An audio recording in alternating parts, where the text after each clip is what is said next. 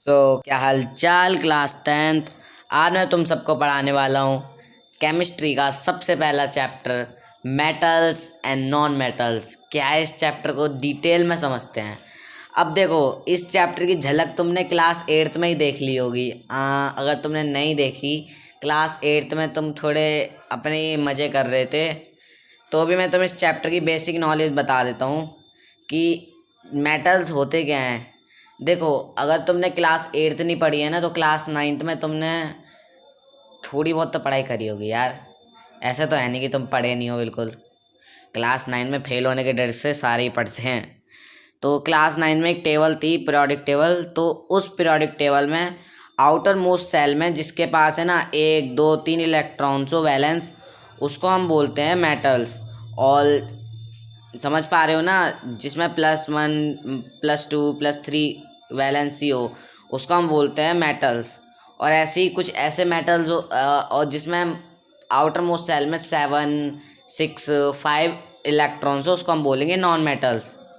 अरे सिंपल सी बात है, जो बंदा इलेक्ट्रॉन दे सकता हो ना, जिसके पास फालतू में इलेक्ट्रॉन्स पड़े हों, उसको हम बोलेंगे मेटल्स। और जो बंदे को इलेक्ट्रॉन चाहिए, जिसके पास कुछ नहीं रखा है, जो गरीब है, जो चाहता है कि 1 2 इलेक्ट्रॉन मिल जाए, मेरा ऑक्टेट रूल पूरा हो जाएगा, उसको हम बोलेंगे नॉन मेटल्स। ठीक है, ये बेसिक बेसिक चीज़ तुम्हें पता चल गई होगी। सिंपल सी बात है, मेटल्स क्या हैं, दिलदार हैं, तभी उनके पास कितनी सारी फिजिकल प्रॉपर्टीज़ हैं। और नॉन मेटल्स क्या हैं यार, वो मतलब गरीब बंदे हैं, उनको खुद इलेक्ट्रॉन चाहिए ताकि वो अपना ऑक्टेट रूल पूरा कर सकें। तो समझ गए ना? आई होप सो तुम्हें समझ में आ गया होगा। मेटल्स के एग्जांपल तुम ले लो, कॉपर ले लो यार। कॉपर, गोल्ड, वही सोना जिसके पीछे सारे लोग भागते हैं। लेकिन एक बात बताऊं, सोने से भी ज़्यादा महंगी चीज़ है डायमंड, जो कि क्या है, नॉन मेटल है। नॉन मेटल को हल्के में नहीं लेने का। ठीक है, तो कुछ फिजिकल प्रॉपर्टीज़ हैं, चलो उनको फटाफट पढ़ते हैं। जैसे पहली फिजिकल प्रॉपर्टी है बीटन इन शीट। अब देखो, अगर तुमने ओर देखा होगा ना, गोल्ड का, मतलब और नहीं, गोल्ड का अगर तुमने वो देखा होगा, एक्सट्रैक्शन देखा होगा, तो तुम्हें पता होगा जो गोल्ड होता है ना, वो दिखता है। तुमने KGF मूवी देखी है ना, तुम्हें पता होगा गोल्ड जो होता है ना, वो वैसे तो एक्सट्रैक्शन के वक्त उतना सुंदर नहीं दिखता, उतना मतलब कह सकते हैं ऐसा कॉपर जैसा ही दिखता है, घुचर बुचर सा। लेकिन जब है ना जब उसकी एक्सट्रैक्शन होती है ना, जब हम उसको थिन शीट में कन्वर्ट करते हैं, फिर जब उसकी ज्वेलरी बनाते हैं ना, तो उसकी चमक बहुत बढ़िया होती है। तो वही है, जब हम मेटल्स को थिन शीट में कन्वर्ट करें ना, उसी को हम बोलते हैं मेलेबिलिटी। एग्जाम्पल को तुम ले सकते हो, बहुत सारे एग्जाम्पल हैं। जैसे आयरन की रॉड हो गई, आयरन की रॉड नहीं, जैसे कोई कोई भी चीज़ ले लो यार।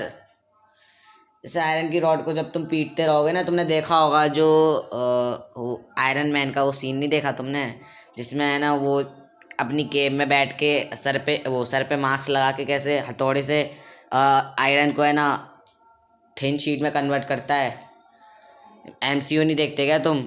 वो सीन बहुत ज़्यादा फेमस है आयरन मैन का, जब वो ऐसे ठक ठक ठक करके है ना उन वो आयरन को थिन शीट में कन्वर्ट करता है। तो वो क्या है, मेलेबिलिटी है। I hope so iron man के नाम से तुम्हें याद आ गया होगा, ये सारे आयरन मैन के फैन हैं।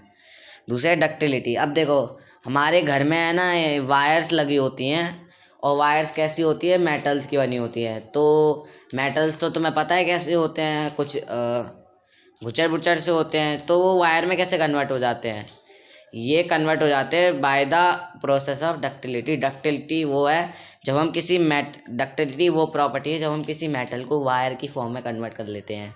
जैसे कॉपर हो गया, सिल्वर हो गया। कॉपर सबसे बेस्ट कंडक्ट नहीं, कॉपर बेस्ट कंडक्टर है, लेकिन जो सिल्वर है ना, वो सबसे बेस्ट कंडक्टर है। लेकिन ये सिल्वर को लेने जाएंगे ना, घर बिक जाएगा, इसलिए हम कॉपर का यूज़ करते हैं। ठीक है, और ये तुमने पढ़ लिया होगा कि हाँ, हमारी अगली प्रॉपर्टी है, जो मेटल्स होते हैं ना, वो गुड कंडक्टर होते हैं हीट और इलेक्ट्रिसिटी के। मतलब सिंपल सी बात है। अब तुम सल्फाइड की वायर ले लो, कार्बन की वायर ले लो, होएगा तो कुछ नहीं, बल्कि तुम्हारा घर और जल के राख हो जाएगा। क्यों? क्योंकि ये जो चीज़ें हैं ना, नॉन मेटल्स अच्छे कंडक्टर नहीं होते, एक्सेप्ट, क्या है एक्सेप्शन, आगे पढ़ेंगे यार। अभी सारा कुछ बता दूंगा तो दिमाग में कुछ नहीं जाएगा। और मेटल जो होते हैं जनरली हार्ड होते हैं। कभी तुमने देखा है कि आयरन की सॉफ्टनेस आए है, कभी तुमने सॉफ्ट आयरन देखा है? नहीं, होता ही नहीं है। आयरन होता है एकदम हार्ड। आयरन मैन का सूट भी होता है हार्ड, क्या बंदा है। तो वही बात है। और मेटल होते हैं चमकदार। कभी देखना सोने की चमक क्या होती है, चांदी की चमक क्या होती है। क्यों? क्योंकि बात क्या अलग है यार नॉन मेटल्स की, नो सॉरी मेटल्स की। और उनका मेल्टिंग और बॉइलिंग पॉइंट भी हाई होता है। ऐसा तो है नहीं कि तुमने ना गलती से अपनी सोने की अंगूठी डाल दी उबलते हुए पानी में, और जब तुमने निकाली तब तक तुम्हारा सारा सोने की अंगूठी पिघल गई। पॉसिबल ही नहीं है। क्यों? क्योंकि मेटल्स का जो बॉइलिंग पॉइंट मेल्टिंग पॉइंट बहुत ज़्यादा हाई होता है, वो उबलते हुए पानी से नहीं पिघल जाते। अगर ऐसा होता ना तो तुम मैगी भी आयरन की खा लेते। मतलब कुछ भी हो जाता, आयरन मैगी बना के खाते अगर ऐसा पॉसिबल हो जाता, मेटल्स पिघलते जल्दी तो। और बात करें, मेटल जो होते हैं वो अपने कह सकते हैं सॉलिड स्टेट पे रहते हैं रूम टेम्परेचर पे। यानी कि ऐसा नहीं कि बाहर मेटल सॉलिड में और घर पे आके सॉलिड से लिक्विड हो गए फिर, मतलब वो सेम रहते हैं। बस एक एक्सेप्शन है जो मैं तुम्हें आगे बता दूंगा। अब हम बात और कह सकते हैं, जो स्कूल की बैलें होती हैं जब तुम उनको मारते हो टंग टंग टंग तो कैसे आवाज़ आती है? क्यों? क्योंकि मेटल्स होते हैं सॉर्नुअस। आई होप सो तुम्हें चीज़ समझ में आ गई होगी। अब मेटल नॉन मेटल्स क्या होते हैं? मैंने बताया था कि जिनको इलेक्ट्रॉन्स की नीड होती है, जो गरीब होते हैं वो नॉन मेटल्स हैं। ठीक है। और बेसिकली जो मेटल्स होते हैं वो आयनिक बॉन्ड बनाते हैं और नॉन मेटल्स कोवेलेंट बॉन्ड बनाते हैं। ये क्या है अभी चैप्टर में हम आगे पढ़ेंगे। और ये वही होता है, नॉन मेटल्स नॉन मेलेबल होते हैं। कार्बन की कभी भी तुम थिन शीट नहीं कन्वर्ट कर सकते, और ना कार्बन को तुम कभी उसमें कर सकते हो थिन वायर्स में। और ये बेसिकली पुअर कंडक्टर होते हैं एक्सेप्ट वन एक्सेप्शन जो मैं तुम्हें आगे बताऊंगा। और ये सॉफ्ट होते हैं नॉन मेटल्स, और नॉन लस्टरस भी होते हैं एक्सेप्ट एक्सेप्शन जो मैं आगे बताऊंगा। ठीक है। अब हम पढ़ेंगे इनका मेल्टिंग मेल्टिंग पॉइंट और बॉइलिंग पॉइंट भी लो होता है। एक्सेप्ट एक्सेप्शन केमिस्ट्री में बहुत एक्सेप्शन है यार, दिल मतलब टूट जाता है इतने एक्सेप्शन एक्सेप्शन पढ़ने के बाद। ठीक है। और ये बेसिकली सॉलिड लिक्विड गैस तीनों जगह तीनों चीज़ों स्टेट में ही पाए जाते हैं। अब हम पढ़ेंगे इनके एक्सेप्शंस। मैंने क्या बताया था, जो मेटल्स होते हैं, ये मैं वैसी जो मेटल्स होते हैं वो कह सकते हैं रूम टेम्परेचर पे सॉलिड रहता है। लेकिन मर्क्यूरी ऐसा नॉन मेटल है, मतलब मर्क्यूरी ऐसा मेटल है जो कि क्या रूम टेम्परेचर पे लिक्विड स्टेट में रहता है। मर्क्यूरी कोई प्लैनेट नहीं है, ये एक मेटल है। ऐसी ब्रोमीन जो है वो लिक्विड स्टेट पे क्या रहता है, रूम टेम्परेचर पे। मैंने बताया था जो मेटल्स होते हैं उनके boiling point melting point high रहते हैं। लेकिन जो सोडियम पोटेशियम होते हैं ना, ये एकदम कह सकते हैं सॉफ्ट मेटल्स होते हैं। ये ना तो हार्ड होते हैं, उनके बॉइलिंग पॉइंट और मेल्टिंग पॉइंट भी लो होते हैं। और सबसे कम मेटल ऐसे हैं जिनके ऐसे ऐसे मेटल जिनके बॉइलिंग पॉइंट मेल्टिंग पॉइंट सबसे कम है, वो है गैलियम और सीजियम। ठीक है। अब हम बात करते हैं इलेक्ट्रिसिटी कंडक्शन। तो देखो लेड और कॉपर जो होता है ना, उसका इलेक्ट्रिसिटी कंडक्शन बहुत बेकार होता है मेटल्स की कैटेगरी में। मतलब ये मेटल्स के नाम पे धब्बा है कह सकते हैं, वैसे यूज़फुल भी बहुत होते हैं। ठीक है। अब हम बात करते हैं थोड़े से नॉन मेटल्स की। मैंने बता दिया था इलेक्ट्रिसिटी कंडक्शन वगैरह का। तो देखो जो नॉन मेटल्स होते हैं ना वो बेसिकली सॉफ्ट रहता है। लेकिन एक नॉन मेटल है डायमंड, हीरा। हीरा वो हीरा पता है सबसे ज़्यादा हार्ड रहता है यार, तभी तो इतना महंगा है हीरा। क्या मतलब कितना बढ़िया होता है।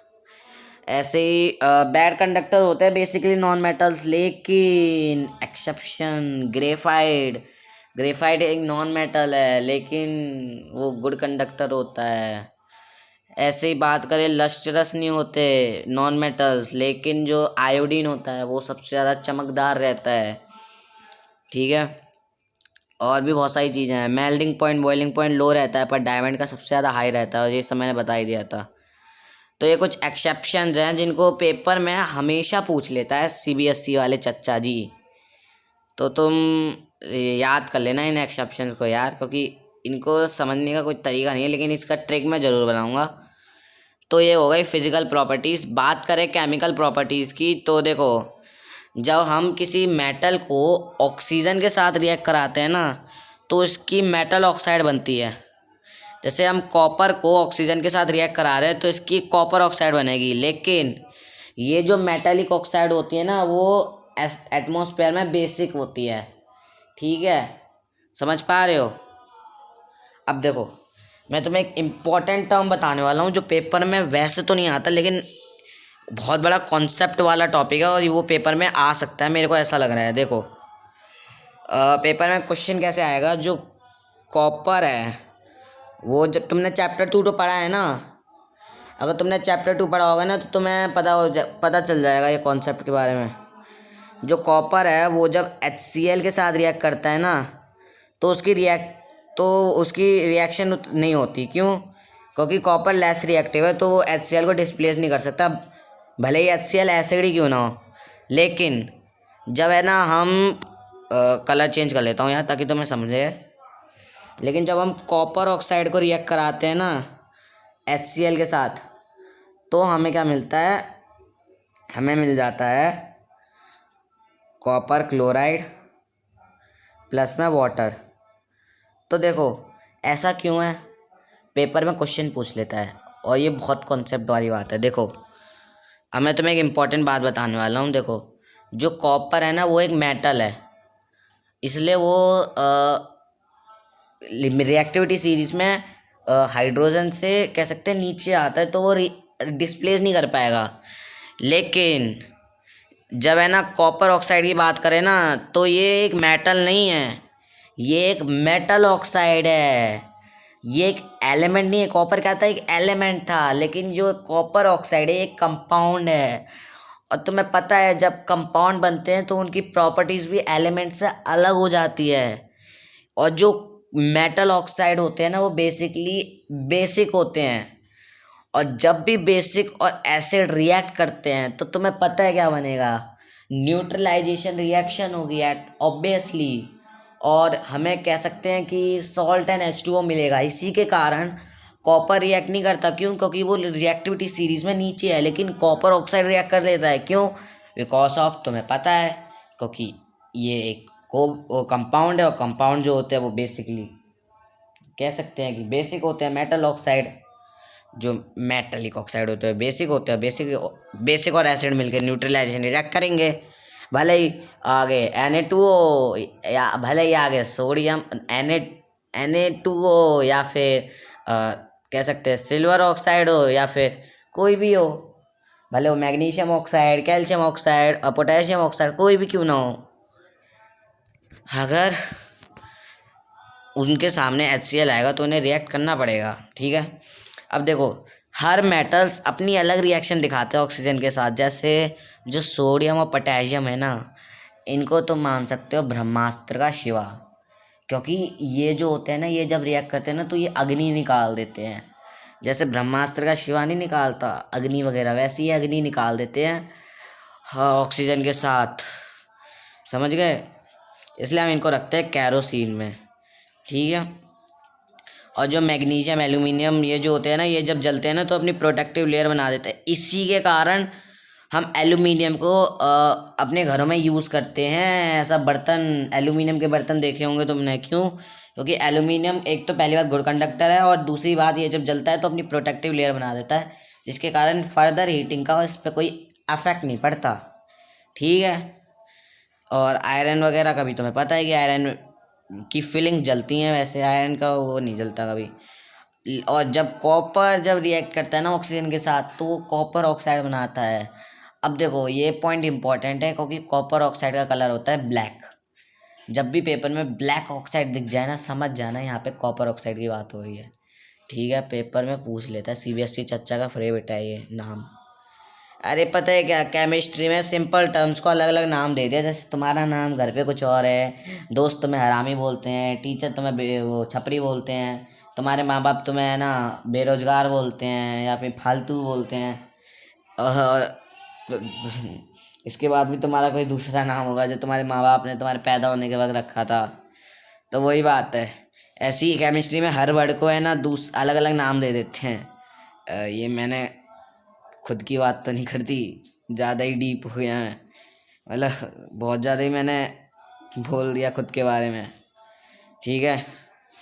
और जो Ag और Au है, मतलब सिल्वर और गोल्ड, ये रिएक्ट ही नहीं करते ऑक्सीजन के साथ। ये कोरोज हो जाते हैं लेकिन रिएक्ट नहीं करते। कोरोजन तो ज़रूरी नहीं है कि ऑक्सीजन के साथ ही कोरोजन हो। कोरोजन के तो बहुत तरीके होते हैं, जैसे वाटर हो गया, एटमॉस्फेयर हो गया, मतलब वही है। ठीक है। अब पेपर में कौन क्वेश्चन पूछ लेता है कि जब सिल्वर वगैरह रिएक्ट नहीं करते तो वो कोरोस कैसे हो जाते हैं। देखो, जो सिल्वर वगैरह होते हैं वो ऑक्सीजन के साथ रिएक्ट नहीं करते, लेकिन एटमॉस्फेयर में बस ऑक्सीजन थोड़ी ना है। एटमॉस्फेयर में तो और भी 10 प्रकार की गैस हैं, तो उनके साथ रिएक्ट करने से तो उनको कोरोजन हो जाएगा ना यार। सिंपल सी बात है। लेकिन ये ऑक्सीजन के साथ रिएक्ट नहीं करते, ये बात याद कर लेना। और ये मैंने तुम्हें बता दिया कि जो मेटल ऑक्साइड होता है बेसिक होते हैं। अब कुछ ऐसे भी मेटल ऑक्साइड होते हैं ना, जो कहते हैं कि भैया हमारे सामने एसिड लिया हो या बेस लिया हो, हमें रिएक्शन से मतलब है। इन्हीं मेटल ऑक्साइड को हम बोलते हैं एम्फोटेरिक ऑक्साइड। एम्फोटेरिक ऑक्साइड वो ऑक्साइड होते हैं जो कि एसिड के साथ रिएक्ट करें या बेस के साथ, इन्हें प्रोडक्ट एक ही निकालना है, सॉल्ट एंड वाटर। अब देखो, इसके एग्जांपल तुम लिख सकते हो एल्यूमिनियम ऑक्साइड और ये जिंक ऑक्साइड। ठीक है। और पेपर में क्वेश्चन भी सिंपल सा पूछ लेगा कि एक तरफ दे देगा मैग्नीशियम ऑक्साइड, एक तरफ दे देगा एल्यूमिनियम ऑक्साइड, और फिर बोलेगा आइडेंटिफाई करो कि कैसे तुम पहचानोगे। तो देखो, ये जो क्वेश्चन है ये सैम्पल पेपर में भी आया था। अगर तुम्हें आइडेंटिफाई करना है तो सिंपल सी बात है, बेस के साथ रिएक्ट करा दो। मैग्नीशियम ऑक्साइड क्या होती है, बेसिक होती है, तो बेस बेस रिएक्शन नहीं करेगा। लेकिन एल्यूमिनियम ऑक्साइड तो बोलता है भैया हमें किसी के साथ भी रिएक्ट करा दो यार, हम वैसे ही सिंगल बैठे हैं, तो बस वो सॉल्ट एंड H2O निकाल देगा। ठीक है। और कुछ ऐसे भी मेटालिक ऑक्साइड होते हैं जो कि एल्कलाइज होते हैं। एल्कलाइज मतलब जो पानी के साथ सॉल्युबल हो जाते हैं, जैसे Na2 जो होता है वो जब वो भी वाटर के साथ सॉल्युबल होता है, मतलब Na2O, सोडियम ऑक्साइड। लेकिन ये भी एक्सोथर्मिक रिएक्शन होती है, क्योंकि देखो सोडियम हाईली रिएक्टिव मेटल है यार। वो ब्रह्मास्त्र का शिवा है, वो भले ही कश्मीर जाए या फिर राजस्थान, वो देख निकालेगा तो आग ही। इसी के कारण वो जब वाटर के साथ रिएक्ट करे चाहे ऑक्सीजन के साथ, उन्हें निकालनी आग ही है। ठीक है। अब हम ये बात करेंगे reaction of metal with water. इसको तुम रिएक्टिविटी सीरीज से याद करना। देखो, सोडियम और पोटेशियम जो होते हैं ना, सोडियम पोटेशियम कैल्शियम, ये जो 3 मेटल्स होते हैं ना, ये कह सकते हैं कोल्ड वाटर के साथ रिएक्ट करते हैं। देखो, ये क्या है, टॉपर बच्चे, और टॉपर बच्चे क्या करते हैं, ठंडे पानी के साथ ही रिएक्ट करेंगे। इसको तुम ऐसे याद करना। और जो सोडियम पोटेशियम है ना, ये हैं ब्रह्मास्त्र के सिवा। ये जब रिएक्ट करते हैं तो आग निकाल देते हैं, जबकि कैल्शियम क्या है, वो तो गलती से टॉपर बन गया यार, उसको रिएक्ट नहीं करना था ठंडे पानी के साथ, लेकिन तब भी वो रिएक्ट करता है। लेकिन वो जब रिएक्ट करे ना, लेकिन वो उतनी गंदी वाली आग नहीं निकालता। क्यों? क्योंकि तुम्हें पता है, बिकॉज उसको बनना ही नहीं था टॉपर, वो तो गलती से बन गया। लेकिन यह वो फ्लोटिंग करने लगता है because of bubbles of hydrogen, और स्टिक कर जाता है सरफेस पे। अब जो मैग्नीशियम है ना, ये चाहता है कि मैं करूँ हॉट वाटर के साथ रिएक्ट। ये भी मेरे जैसा ही है, इसको गर्म पानी से नहाना पसंद है, ठंडे पानी से ये कभी नहीं नहाता। लेकिन टॉपर लोग नहा लेते हैं ठंडे पानी से। क्यों? ताकि उनकी नींद खुली रहे और वो पढ़ सके। भाई कितना पढ़ेंगे। लेकिन मैं चिल बंदा हूँ, मेरे को गर्म पानी से नहाना पसंद है। वो जेठालाल नहीं होता, वो एक एपिसोड होता है जिसमें ना बापूजी कहते हैं कि मतलब जो जेठालाल होता है वो कहता है कि दया मेरे लिए गर्म पानी ला। फिर बापूजी कहते हैं कि हैं इतनी गर्मी में गर्म पानी से कौन नहाता है, तो बोलता है बापूजी वो मेरे को गर्म पानी पसंद है। वो बोलते हैं ठंडे पानी से नहा। फिर बोलते नहाने जा। तो वैसे ही मैं हूँ, मेरे को ठंडी हो या गर्मी हो, मेरे को गर्म पानी से नहाना पसंद है। भाई डर लगता है ठंडे पानी से, तो बकैती थोड़ी ज़्यादा ही हो गई। अब देखो, एल्यूमिनियम, आयरन और जिंक, ये जो मेटल्स होते हैं ना, ये अपनी मेटलिक ऑक्साइड बनाते हैं। देखो, अब तक हमने जो मेटल्स पढ़े थे ना, ये जो मेटल्स थे ये मेटल हाइड्रोक्साइड बनाते थे।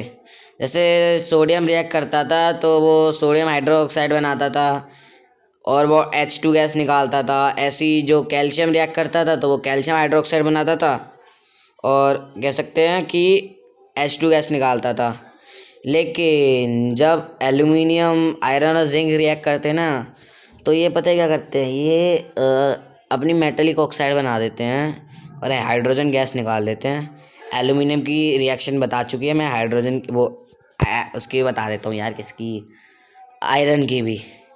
तो लिख लेना तुम, जब आयरन रिएक्ट करता है ना, मैं बैलेंसिंग भी करके बता दूंगा यार, तुम चिंता मत करो। ठीक है, ये बना देगा Fe3O4 प्लस में H2। अब चलते हैं, इसको करते हैं बैलेंस। ठीक है, 2 मिनट रुक जाओ। ओके, तो एक काम करते हैं, यहाँ पे 3 लगा देते हैं बराबर। यहाँ पे 3 लगा दिया तो ऑक्सीजन बैलेंस डिसबैलेंस हो जाएगा। अगर मैंने यहाँ पे, ठीक है काम करते हैं, यहाँ पे काम करते हैं, यहाँ पे 4 लगा देते हैं, तो ये हो जाएगा 4 2 जा 8। अब यहाँ पे 4 लगाए तो ऑक्सीजन डिसबैलेंस हो गया, तो यहाँ पे भी 4 लगा देते हैं। अब सब बैलेंस है, तो या सिंपल सी बात है, 3 4 का खेल था। तो यही कुछ रिएक्शंस हैं। ठीक है, अब बात कर, और हाँ, जो सिल्वर वगैरह होते हैं, गोल्ड वगैरह होते हैं, इसको तुम किसी के साथ भी पानी के साथ रिएक्ट कराओ, रिएक्ट ही नहीं करते। अरे भूल गए क्या, KGF मूवी का वो लास्ट वाला सीन, जब है ना रॉकी भाई है ना जब रॉकी भाई को शिप, वो बंदे लोग शिप वो नहीं मारते मिसाइल वगैरह, तो रॉकी भाई अपना सारा सोना लेके डूब जाते हैं। तो वो डूबते तो उनका सोना क्यों नहीं कोरोज होता, या उनका सोना क्यों नहीं बिगड़ता? क्यों? क्योंकि सोना रिएक्ट ही नहीं करता ना पानी के साथ। आई नो ये एग्जाम्पल थोड़ा सा अजीब था, लेकिन यार तुम लोग मूवीज से याद करते हो यार चीज़ें। जिसने KGF देख रखी होगी उसे तुरंत याद हो जाएगा कि हाँ, रॉकी भैया का एग्जाम्पल याद आ जाएगा यार। अब बात करते हैं reactions of metal with acid. अब देखो यार, ये वही टॉपिक है जो तुमने पढ़ा था यार चैप्टर 2 में, जब एसिड मेटल के साथ रिएक्ट करता है तो क्या होता है। अब बस इसी को ही घुमा दिया, जब मेटल एसिड के साथ रिएक्ट करे तो क्या होता है। भाई जो CBSE है ना, ये थोड़ी सी NCERT वाले थोड़े से आलसी हैं, वो उनको ज़्यादा लिखा नहीं जा रहा उनके पास, तो उन्होंने एक ही आइडिया को दोबारा घुमा के लिख दिया। उन्होंने सोचा क्यों ही सोचना है यार और चीज़ों के बारे में, इसी टॉपिक को घुमा के लिख देते हैं, बच्चे को क्या पता। लेकिन उन्हें क्या पता कि बच्चे के मास्टर को तो पता है, मजाक से हट के। मेटल जब एसिड के साथ रिएक्ट करते हैं तो पता है क्या बनता है, सॉल्ट एंड H2, चैप्टर 2 में पढ़ाई था यार। एग्जाम्पल तुम ले लो यार, Zn plus H2SO4 ZnSO4 plus H2।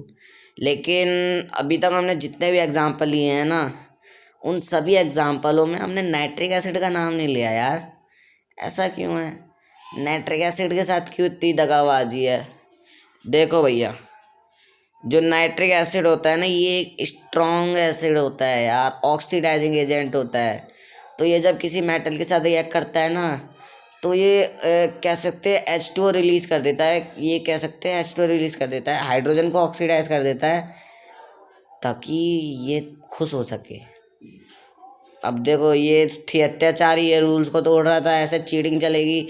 Hydrogen कह रहा था ऐसा चीटिंग चलेगी ना तो मैं नहीं खेल रहा।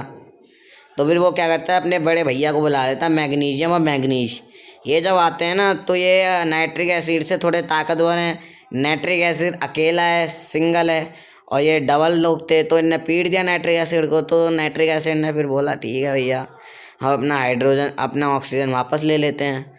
तो जब मैग्नीशियम या मैग्नीश रिएक्ट करे ना, एक साथ नहीं, अलग अलग, तो फिर क्या होता है कि हाइड्रोजन गैस निकल जाती है। कम समझते हो कि जलवा है इनका। मैग्नीशियम कह सकते हैं टॉपर तो नहीं है, लेकिन फोर्थ उस पे आता है, स्टेट पे कह सकते हैं। ये वो होते नहीं है बच्चे जो पढ़ाई में ज़्यादा बढ़िया नहीं होते, लेकिन वो कह सकते हैं गुंडागर्दी में सबसे ज़्यादा वो होते हैं ताकतवर। तो ऐसा ही मैग्नीज है, चौथे नंबर पे आया था, लेकिन तब भी गुंडागर्दी की बारी आई तो नाइट्रिक एसिड को भी डरा दिया। तो यार तुम अब तक समझ गए होगे, मैग्नीशियम और मैग्नीज रिएक्ट करते तो हाइड्रोजन गैस निकाल देते हैं। बाकी भले ही पोटेशियम हो या सोडियम हो, उनके रिएक्शन से घंटा फर्क पड़े। ठीक है, घंटा फर्क, उनके रिएक्शन से हाइड्रोजन गैस निकलेगी नहीं, वो बस नाम के ही टॉपर हैं। ठीक है, अब बात करते हैं एक्वारेजिया रॉयल वाटर। क्या नाम है, वाह। एक्वारेजिया क्या है, सिंपल सी बात है। अब देखो, तुम्हें पता है जो हाइट क्या कहते हैं गोल्ड वगैरह होते हैं वो ना तो उसके साथ रिएक्ट करते हैं वाटर के साथ, ना तो वो है ना ऑक्सीजन के साथ रिएक्ट करते हैं। तो अगर हमें उन्हें डिसॉल्व करना हो तो हम क्या करेंगे? सिंपल सी बात है भैया, हम है ना एक्वा रेजिया का यूज़ करेंगे। हम कंसनट्रेशन में लेंगे HCl को और नाइट्रिक एसिड को इन द रेशियो ऑफ 3:1। अब याद रखना HCl और नाइट्रिक एसिड का रेशियो 3:1 है। पेपर में क्वेश्चन पूछ लेता है, घुमा के नंबर दे देगा 1:3, 3:1, 1/3:2, ऐसे टाइप क्वेश्चन घुमा के दे देगा। तुम समझ जाना यहाँ पे रेशियो हो जाएगा 3:1। शायद 2-4 साल पहले क्वेश्चन भी पूछा था जिसमें लिख दिया था फाइंड द रेशियो या फिर identify the ratio of aqua regia of HCl and nitric acid, और रेशियो थे 6:2 और 3:3। तो बच्चे डर गए थे, लेकिन सिंपल सी बात थी, उनको काटा पीटी करते तो भी 3:1 ही आता। तो तुम्हें कंफ्यूज नहीं होना, ठीक है? ठीक है, तो इसकी वजह से हम गोल्ड और प्लेटिनम को पिघला सकते हैं। तो मैंने क्वेश्चन गलत बोला क्या? सॉरी। क्वेश्चन ये था कि HCl और नाइट्रिक एसिड थे जिनका रेशियो 6/2 और 3/3 था, तो फिर काट पीट के 3:1 था। तो तुम समझ जाना। और ये देखो यहाँ पे बोली डिस्प्लेसमेंट रिएक्शन है, लेकिन घुमा के का टॉपिक डाल दिया reaction of metal with other salt soluble be. तो वही बात है भैया, डिस्प्लेसमेंट ही बोल रहे हैं। ये जो रिएक्टिविटी सीरीज दिखाई है ये तुम्हारे चैप्टर फर्स्ट की डिस्प्लेसमेंट रिएक्शन ही है, कि जब हाईली रिएक्टिव मेटल किसी non salt solution weak salt solution को डिस्प्लेस कर दे तो उसको डिस्प्लेसमेंट रिएक्शन बोलते हैं। और इस भाषा में हम reaction of metal with other salt solution वगैरह बोलें। Fe रिएक्ट करता है CuSO4 के साथ तो FeSO4 निकालेगा, लेकिन जब CuSO4 Fe के साथ रिएक्ट करे तो वो बोलेगा भाग यहाँ से। FeSO4 ज़्यादा शक्तिशाली है, उसके पास पैसा है, बंदा है, मतलब बंदी है, शकल है, और कॉपर के पास कुछ नहीं है, वो हमारे जैसा है। तो यही बात है। इसको याद करने की ट्रिक मैंने चैप्टर फर्स्ट में बताई थी, मैं दोबारा बता देता हूँ कि कौवे ने कहा मोगली अब ज़िंदगी फटी पुरानी हो चुकी है, आगे आओ। वैसे कौवे ने यार सही कहा मोगली से कि ज़िंदगी हमारी वैसी फटी पुरानी हो गई है, तो आगे आने का क्या फ़ायदा। अब हम पढ़ते हैं इस चैप्टर का सबसे इम्पॉर्टेंट पार्ट, आयनिक बाउंड। और टाइम भी वैसे ही होने वाला है, मैं सोच रहा हूँ जल्दी ख़त्म करूँ। आयनिक बाउंड होता क्या है? देखो, आयनिक बाउंड सिंपल सी बात है, transfer of electrons is known as ionic bond. क्या समझे? नहीं समझे? मैं बताता हूँ यार, इसको स्टोरी से समझो। मान लो तुमने 10th पास कर ली और तुम्हारे पास जो बुक्स हैं वो एक्स्ट्रा पड़ी हुई हैं, और तुम्हारी ड्रेसिंग में आनी, तुम्हारे पास एक ही टेबल है स्टडी टेबल जिसमें है ना 11th की बुक्स आनी है। तो तुम क्या करोगे, अपनी उस 10th की बुक्स किसी को दोगे। और एक बंदा है गरीब बंदा है जिसके पास है ना पैसे बिल्कुल नहीं है, और तुमने अगर वो चाहता है कि उसे बुक्स मिलें, तो तुम क्या करोगे, अपनी वो बुक्स क्या करोगे, उस बंदे को दे दोगे। इससे तुम्हारे पास क्या होगा, फ़ायदा रहेगा कि तुम्हारी बुक्स खाली हो जाएंगी और तुम 11th की बुक ले लोगे। और उस बंदे के पास बुक्स नहीं थी तो वो बंदा भी खुश हो जाएगा कि उसको पढ़ने का मौका मिल जाएगा 10th की बुक। तो तुम समझ रहे हो? तुमने ऐसे ही होता है मेटल्स के साथ, हर मेटल को अपना करना होता है ऑक्टेट रूल पूरा। लेकिन कुछ मेटल्स होते हैं जिनके पास एक्स्ट्रा इलेक्ट्रॉन्स होते हैं, तो कुछ ऐसे मेटल्स होते हैं जिनके पास इलेक्ट्रॉन्स बिल्कुल नहीं होते। तो फिर वो क्या करते हैं, आपस में अपने इलेक्ट्रॉन्स को ट्रांसफ़र कर देते हैं। इसको एग्जांपल से समझो, जो सोडियम है उसके पास है ना ऑक्टेट रूल पूरा करने का चांस है, उसके पास 2,8,1 इलेक्ट्रॉन है, लेकिन उसके पास जो एक्स्ट्रा इलेक्ट्रॉन है ना वो चाहता है कि वो इलेक्ट्रॉन वो किसी को दे दे। तभी तो भाई देखो, ऑक्टेट रूल क्या होता है, जब आउटर मोस्ट सेल में 2, 8 और कह सकते हैं 8 इलेक्ट्रॉन्स हो तो उसको ऑक्टेट रूल कहते हैं। और हर एलिमेंट को अपना ऑक्टेट रूल पूरा करना है। सोडियम के पास एक इलेक्ट्रॉन एक्स्ट्रा है, और जो क्लोरीन है ना उसके पास एक इलेक्ट्रॉन कम है। अगर सोडियम अपना एक इलेक्ट्रॉन दे देगा तो उसका ऑक्टेट रूल पूरा हो जाएगा 2,8।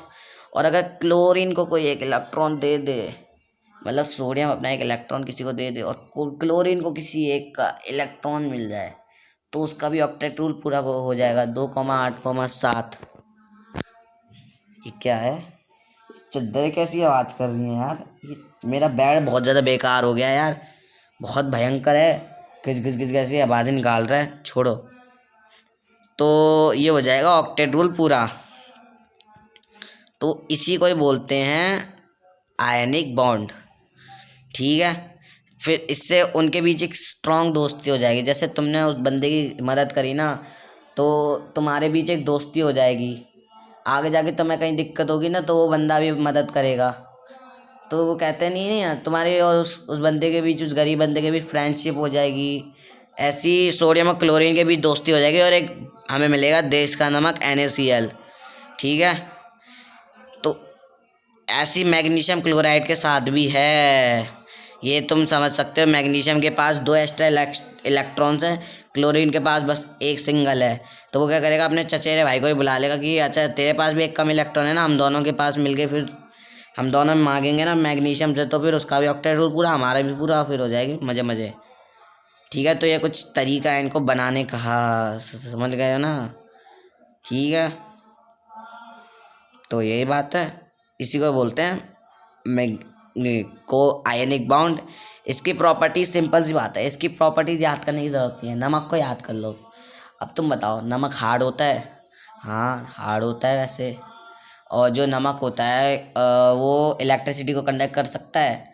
नहीं, वो इलेक्ट्रिसिटी को कंडक्ट नहीं कर सकता इन सॉलिड फॉर्म। लेकिन जब हम उसको पानी में डिसॉल्व करते हैं तो वो आयंस निकालता है और फिर उस आयन से हम इलेक्ट्रिसिटी कंडक्ट कर सकते हैं। और ये बताओ, जो नमक होता है उसका melting point, boiling point high होता है? हाँ होता है। और जो नमक होता है वो सॉल्युबल होता है पानी में, अगर तुम पानी में डालो तो सॉल्युबल हो जाएगा, घुल जाएगा? बोलेंगे हाँ। तो यही प्रॉपर्टीज है नमक की। अब इसका एक चचेरा भाई भी है, कोवेलेंट बॉन्ड। कोवेलेंट बॉन्ड क्या है? हाँ सुन लो रिंगटोन पहले, बंद करो, बंद करो। हाँ, तो कोवेलेंट बॉन्ड क्या होता है? जिसमें शेयरिंग हो रही होती है इलेक्ट्रॉन्स की। अब देखो, अभी के लिए इस चैप्टर के लिए चीज़ समझना तुम्हारे लिए मतलब उतना यूज़फुल नहीं है। क्यों? क्योंकि कोवेलेंट बॉन्ड की अच्छी explanation carbon in this compound में बता रखी है। उसकी तो स्टार्टिंग है कोवेलेंट बॉन्ड की डेफिनेशन से आती है, तो तुम डबल डबल बार क्यों पढ़ो हैं? तो अब हम पढ़ते हैं last topic, occurrence of metals. Minerals क्या होते हैं और ओर्स क्या होते हैं, पेपर में पूछ लेता है। सिंपल सी बात है, मिनरल्स वो होते हैं जो कि हमारे अर्थ क्रस्ट में पाए जाते हैं, जिनको हम माइनिंग से निकाल सकते हैं। और ओर्स क्या होते हैं? ओर्स क्या होते हैं? वो पर्टिकुलर मेटल्स होते हैं जिनको निकालना प्रॉफिटेबल होता है, उसको हम ओर्स कहते हैं। नहीं समझे? मैं बता रहा हूँ। देखो मिनरल्स क्या होते हैं, देखो मिनरल्स तो समझ में आ गया ना, कि जो सिंपल सी बात है, मिनरल्स बोलते हैं जो हमारी धरती के अंदर पाए जाते हैं। जैसे तुमने KGF मूवी देखी होगी, तो सोना क्या है? रॉकी भाई है ना, माइनिंग करके जो सोना निकालते हैं, तो वो भी क्या है? वो मिनरल्स है। लेकिन वो जो सोना निकाल के उन्हें जो पैसे मिल रहे हैं ना, तो उस हिसाब से वो क्या हो जाएगा? और हो जाएगा। अब देखो, जब कोई मिनरल है ना हमें प्रॉफिट देना, उसको हम बोलते हैं और। अब मान लो मेरे घर के नीचे है ना सोना है, मेरे को कैसे ना कैसे पता चल गया, जो मशीन होती है मेटल डिटेक्टर, उससे पता चल गया मेरे घर के नीचे कुछ ना कुछ सोना वगैरह है। तो मैं क्या करूँगा, अपने घर को खुदवाऊँगा। मान लो मेरे 20-30 लाख घर को खुदवाने में ही चले गए। मुझे लग रहा होगा कि मेरे घर के नीचे से फिर 3-4 करोड़ का सोना निकलेगा, पर निकला कितना? एक अंगूठी निकली। मैंने इतना खुदवाया और वो अंगूठी भी कितनी थी? 2-3 लाख की थी। तो मेरा क्या हो जाएगा? नुकसान हो जाएगा। मैंने 20-30 लाख दिए, जबकि मेरे को क्या मिला प्रॉफिट में? 2-3 लाख मिले। तो इसको हम बोलते हैं क्या? नहीं समझे? इसको हम बोलते हैं, ये और नहीं है। और वो होता है कि तुम्हें ना मिनरल्स को एक्सट्रैक्ट करो और तुम्हें प्रॉफिट भी मिले उतना। ऐसा ना हो कि फिर तुम घाटे में चले जाओ। ठीक है, ऑल ओर्स मिनरल्स होते हैं, लेकिन सारे मिनरल्स और नहीं होते। दुनिया भर के जितने भी और है ना, वो सारे मिनरल्स हैं। क्यों? क्योंकि वो हमारे अर्थ से निकले होते हैं, अर्थ क्लास से निकले होते हैं, ठीक है। लेकिन सारे के सारे मिनरल्स और नहीं होते। मतलब अगर तुम्हारे घर के नीचे 2 ग्राम सोना है ना, और तुम उसको निकालने के लिए 2-3 लाख दे रहे हो, या फिर 20-30 लाख दे रहे हो, तो वो और नहीं होगा, वो फिर तुम्हारी चूतियापंती होगी। मतलब मैंने क्या बोल दिया, हाँ, वो तुम्हारी चूतियापंती होगी। ठीक है, अब हम बात करते हैं एक्सट्रैक्शन। हाँ सुन लो, पहले ये गाना सुन लो, क्या बकैती चल रही है। तो क्या गाना है, आवाज कम नहीं हो सकती, बंद हो जावे बस, 1 सेकेंड, सॉरी। अबे बंद क्यों नहीं हो रहा, रुक जाना दोस्तों यार, साइलेंट कैसे करते हैं। हाँ खुश। अब हम बढ़ते हैं last topic, extraction of metal. क्या ये टॉपिक सिंपल सी बात है, मेटल को निकालने के तरीके। अब जो सोडियम, पोटेशियम, कैल्शियम, मैग्नीशियम है, ये क्या है, ऑक्सीजन के साथ रिएक्ट करते हो, क्या निकालते हैं, ब्रह्मास्त्र के सिवाय ये तो ये आग निकालेंगे। तो इसलिए इनको, इनके लिए एक अलग तरीका है निकालने का, एक्सट्रैक्शन। और दूसरी बात करें जिंक वगैरह की, तो इसको यूज़ करते हैं हम, कार्बन से रिडक्शन करा के इनको एक्सट्रैक्ट कराते हैं यार, जिंक, आयरन, लेड, कॉपर। अबे क्या हो रहा है, रुकना यार दोस्तों, सॉरी दोस्तों, तुम्हें पता है मेरी कॉपी कैसे कर जाती है, मतलब मेरी स्लाइडें कैसे घूम जाती हैं। तो हम बेसिकली जिंक, आयरन को निकालने के लिए वो कार्बन वगैरह का यूज़ करते हैं, ठीक है। इसके ऊपर अभी हम बात करेंगे। और बात करें सिल्वर वगैरह की, तो ये तो वो कह सकते हैं नेटिव स्टेट में मिलते हैं, तो इनको तो वैसे ही जला वला के हम निकाल देते हैं, ठीक है, हीटिंग से। तो देखते हैं कैसे होता है। तो जो लो रिएक्टिव मेटल्स होते हैं ना, ये बेसिकली सल्फाइड ओर की फॉर्म में पाए जाते हैं। सल्फाइड मतलब उनकी सल्फाइड होती है, जैसे सिल्वर सल्फाइड हो गया। तो इसको हम देते हैं रोस्टिंग। रोस्टिंग मतलब वो नहीं जो कैरी भैया करते हैं, रोस्टिंग मतलब हीट देते हैं ऑक्सीजन की प्रेजेंस में। इसको याद करने की ट्रिक भी मैं बता रहा हूँ, रोस्टिंग अलग है, कैल्सिलेशन अलग है, ये अभी मैं आगे बताऊँगा। तो बेसिकली हमें कह सकते हैं बस जलाने से हमें मेटल मिल जाता है, रोस्टिंग करने से हमें मेटल मिल जाता है, फिर हम उसकी रिफाइनिंग कर देते तो उसको साफ़ कर देते हैं। हाँ, एक इम्पॉर्टेंट टर्म था गैंग। गैंग क्या होता है, गैंग मतलब होता है जो मेटल्स की इम्प्योरिटीज़ होती है ना, जो गंदगी वगैरह होती है, उसको गैंग कहते हैं, ठीक है। अब बात करते हैं मिडल रिएक्टिव। जो मेटल्स मिडल रिएक्टिव में आते हैं ना, जैसे मैंने पढ़ाया नहीं था, आयरन वगैरह, लेड वगैरह। तो इसके लिए हम क्या करते हैं, देखो, हम ऐसे मेटल्स 2 टाइप्स के होते हैं, कार्बोनेट और एक सल्फाइड। तो हम बेसिकली 2 मेथड का यूज़ करते हैं, कैल्सिलेशन और रोस्टिंग। रोस्टिंग क्या है, इसको याद करने की ट्रिक बता रहा हूँ मैं। जो रोस्टिंग होती है बेसिकली कैरी भैया करते हैं। अब कैरी भैया जब रोस्टिंग करते हैं तो ऐसा तो है नहीं वो अपनी नाक बंद करके रोस्टिंग करें, वो ऑक्सीजन की प्रेजेंस में ही रोस्टिंग करेंगे। तो रोस्टिंग क्या होगी, ऑक्सीजन की प्रेजेंस में होगी। ऐसी बात करें कैल्सिलेशन, तो कैल्सिलेशन सिंपल सी बात है, कैल्सन, कैंसिलेशन से याद कर लो, कैंसिल, यानी कि यहाँ पे ऑक्सीजन नहीं है, ठीक है। कैल्सिलेशन बेसिकली हम कार्बोनेट और के लिए करते हैं, तो सी से कैल्सिलेशन, सी से कार्बोनेट। और फिर अगर तुम्हें इतना याद हो गया तो सल्फाइड और तो रोस्टिंग के लिए वैसे ही याद हो जाएगा, ठीक है। अब हम बात करते हैं, जो हम ये रोस्टिंग वगैरह करते हैं ना, तो हमारी ऑक्साइड आ जाती है। मान लेते हैं, मैं लिख ही लेता हूँ यार, जैसे हमारा ये आ गया जिंक ऑक्साइड। तो अब हम इसको क्या करेंगे, हम इसको कार्बन के साथ क्या करेंगे, रिड्यूस करेंगे। तो क्या हो जाएगा, हमें Zn मिल जाएगा और CO मिल जाएगा। अब तुम ये बताना इसमें कौन ऑक्सीडाइज हो रहा है, कौन रिड्यूस हो रहा है, बताना, मस्त क्वेश्चन है। और ये क्या रेडॉक्स रिएक्शन है या नहीं, तो the answer is yes.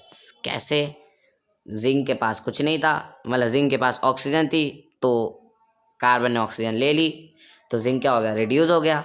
Carbon को ऑक्सीजन मिल गई तो वो हो गया ऑक्सीडाइज, जहाँ पे दोनों, तो उधर रेडॉक्स।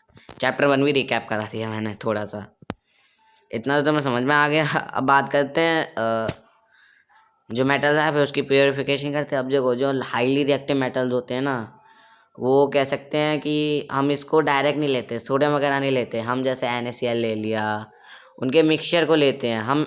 कह सकते हैं हाईली रिएक्टिव मेटल्स के कंपाउंड को लेते हैं और फिर हम उनमें इलेक्ट्रिसिटी पास कराते हैं, एक कंटेनर होता है जिसमें एनोड कैथोड दोनों होते हैं, तो इलेक्ट्रिसिटी पास कराते हैं। तो तुम्हें पता है जो प्लस की चीज़ है वो माइनस में जाएगी, माइनस की चीज़ प्लस में जाएगी। तो बस मॉल्टन स्टेट होता है NaCl का। तो बस जो Na होता है वो कहाँ जाता है, कैथोड की तरफ, और जो Cl होता है वो कहाँ जाता है, एनोड की तरफ। बस इसी के ऊपर हमें पढ़ना है। इनरिचमेंट और के बारे में बता दिया। जो इम्प्योरिटीज होती है उसे गैंग कहते हैं। ये तुम देख ही सकते हो, ठीक है। अब ये देखो, मैंने तो ऊपर ऊपर से बता दिया, यहाँ पे इस डिटेल में लिखा हुआ है। जो कॉपर होता है वो गोल्ड के और को हम बोलते हैं किनावार। तो जब हम किनावार को रिएक्ट कराते हैं ऑक्सीजन के साथ, या तो हमें ये मिलता है, रोस्टिंग वगैरह कर रहे हैं तो हमें कॉपर सल्फाइड को जब हम ऑक्सीजन के साथ रिएक्ट कराते हैं तो हमें कॉपर, क्या बोल रहा हूँ मैं, ये मर्क्यूरी है यार। मर्क्यूरी को जब हम रिएक्ट कराते हैं ऑक्सीजन के साथ तो हमें मर्क्यूरी ऑक्साइड मिलता है, और हमें क्या मिलता है, SO2 मिलता है। मर्क्यूरी अबे क्या हो रहा है मेरे को, मैं क्यों इतना गलत बोल रहा हूँ यार। किनाबार की प्रक्रिया जानते हैं। जब हम मर्क्यूरी सल्फाइड को ऑक्सीजन की प्रेजेंस में जलाते हैं तो हमें मर्क्यूरी ऑक्साइड मिलता है, और SO2 क्या निकल जाता है। SO2 क्या है, एक एसिडिक गैस है। और हम बात करें जब हम बाद में जब हम मर्क्यूरी ऑक्साइड को हीट करते हैं तो हमें सिंपल मर्क्यूरी मिलता है और ऑक्सीजन निकल जाती है। ऐसी कॉपर की ये एग्जांपल तुम देख सकते हो। ये रिएक्शन इंपॉर्टेंट है, आ जाती है। कॉपर सल्फाइड को हम चैल्कोसाइड भी कहते हैं, जिसको क्यूपरेस सल्फाइड भी कहते हैं, ठीक है। फिर बात करें मिडल रिएक्टिव में, तो रोस्टिंग का एग्जांपल ये है। जिंक सल्फाइड ले लो, ऑक्सीजन की प्रेजेंस में जलाओगे जिंक ऑक्साइड बन जाएगा और SO2 होएगा। और कैल्सिलेशन में जिंक कार्बोनेट को ऑक्सीजन की प्रेजेंस में जलाएंगे तो भी सेम ही प्रोडक्ट मिलना है। बस गैसें बदल जाएंगी। यहाँ पे SO2 है, और रोस्टिंग में SO2 निकलती है, और कैल्सिलेशन में CO2 मिलता है। एक डिफरेंस ये भी है कि रोस्टिंग में क्या होता है कि पॉइजनस गैस निकलती है, और कैल्सिनेशन में पॉइजनस गैस नहीं निकलती। CO2 का भी देखिए पॉइजनस है, जो हम छोड़ते हैं मुंह से। वैसे तो हम इंसान लोग दिल से जहर ही निकालते हैं कई बार, कसम से भाई। जो हम इंसान होते हैं वो सांप से भी ज़्यादा वो होते हैं। कहते हैं ना कि सांप पाल लिया मैंने, वही वाली बात है। हम इंसान लोग सांप से भी गहरा वाला डसते हैं। क्या कहते हैं, धोखेबाज जो होते हैं हम, ठीक है। फिर बाद में जिंक, मैंने तुम्हें बताया था ना कि कार्बन के साथ रिड्यूस करा देते हैं।